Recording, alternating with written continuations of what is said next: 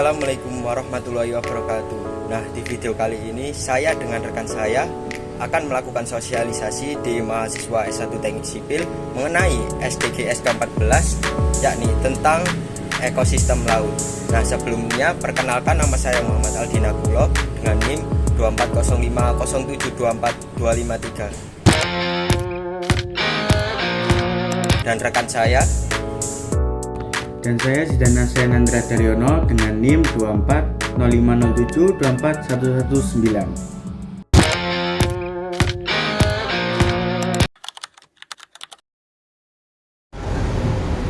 Halo Rek. Halo Mas. Boleh minta waktunya sebentar? Boleh Mas. Sampingnya saya di sini saya akan mensosialisasikan tentang SDGs ke-14, yakni tentang ekosistem laut. Sudah tahu, apakah kalian sudah tahu tentang apa itu ekosistem laut? Belum Mas. Jadi ekosistem laut itu secara ilmiah, ekosistem laut merupakan suatu sistem kehidupan yang terbentuk dari interaksi antara makhluk hidup seperti ikan, plankton, terumbu karang, dan tumbuhan laut dengan lingkungan fisiknya seperti air laut, arus, tekanan, dan kadar garam. Nah, ekosistem laut tidak hanya terdiri dari sistem biologis yang menjaga keseimbangan alam, tapi juga bisa dianggap sebagai ruang sosial dan ekonomi di mana manusia ikut serta menjadi bagian yang penting. Nah, dampak pembangunan infrastruktur terhadap ekosistem laut itu, yang pertama, keberlanjutan ekosistem laut tersebut kerap menghadapi tantangan besar akibat aktivitas pembangunan di wilayah pesisir pantai. Oleh pembangunan seperti jembatan, pelabuhan, nah itu bisa merusak ekosistem laut. Nah, oleh karena itu, teknik sipil atau insinyur harus menerapkan rekayasa ramah lingkungan dan menganalisis dampak kuat, fungsional, dan berkelanjutan tanpa merusak ekosistem laut. Gitu. Nah, sekarang saya bersama rekan saya kan sudah menjelaskan nih apa saja ekosistem laut. Nah, saya akan membagikan sebuah kuesioner berupa Google Form. Siap Mas.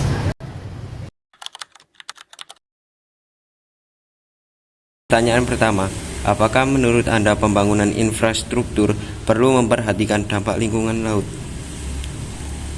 Dari responden, kita mendapat 11 jawaban dan mendapatkan jawaban iya sebesar 90,9%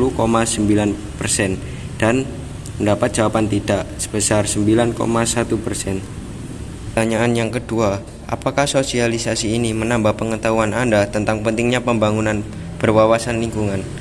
Kita mendapatkan responden 11 jawaban dan mendapatkan jawaban iya sebesar 90,9% dan mendapatkan persentase tidak sebesar 9,1%. Pertanyaan ketiga, apakah Anda mengetahui bahwa polusi plastik dapat merusak kehidupan laut? Kita mendapat 11 jawaban dan persentase 100% untuk jawaban iya. Pertanyaan keempat, apakah Anda setuju bahwa aktivitas manusia berpengaruh besar terhadap kelestarian lingkungan? Kita mendapat 11 responden dan mendapatkan jawaban iya dengan persentase sebesar 90,9% dan persentase tidak sebesar 9,1%. Untuk soal kelima, apakah Anda merasa generasi muda saat ini sudah cukup peduli terhadap kelestarian laut? Nah, di sini ada 11 responden. Mereka menjawab ya dan tidak.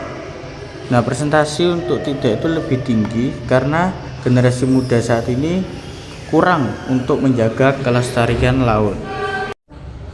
Untuk soal keenam, apakah Anda percaya bahwa kebiasaan kecil seperti mengurangi penggunaan plastik bisa membantu menjaga laut?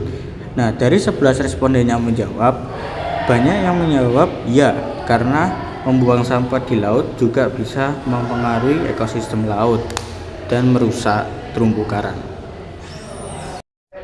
Untuk nomor 7, apakah sudah terlambat untuk memulihkan terumbu karang yang rusak parah di wilayah tropis mengingat laju pemanasan global saat ini?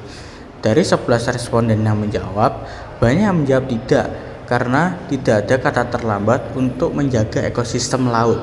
Lebih baik terlambat daripada tidak sama sekali. Untuk soal ke-8, apakah Anda setuju bahwa pembangunan di wilayah pesisir bisa merusak ekosistem laut jika tidak direncanakan dengan baik? Dari 11 responden yang menjawab, semua menjawab ya, karena pembangunan di wilayah pesisir itu bisa merusak ekosistem laut dan bisa mengikis pantai. Nah, sebagai saya seorang teknik sipil, ini juga merasa jika tidak direncanakan dengan baik bisa merusak terumbu karang yang bagus, yang indah. Untuk nomor 9, apakah Anda setuju bahwa setiap proyek pembangunan harus melakukan analisis dampak lingkungan atau AMDAL? Nah, 11 responden semua menjawab iya, karena pembangunan tanpa adanya AMDAL bisa merusak lingkungan sekitar dan juga bisa berdampak buruk kepada bangunan atau proyek itu dalam jangka waktu yang panjang. Nah, untuk nomor 10, apakah Anda merasa kebijakan pembangunan di Indonesia sudah benar-benar berorientasi pada keberlanjutan? Dari 11 responden yang menjawab, 63,6% menjawab ya dan 36,4% menjawab tidak.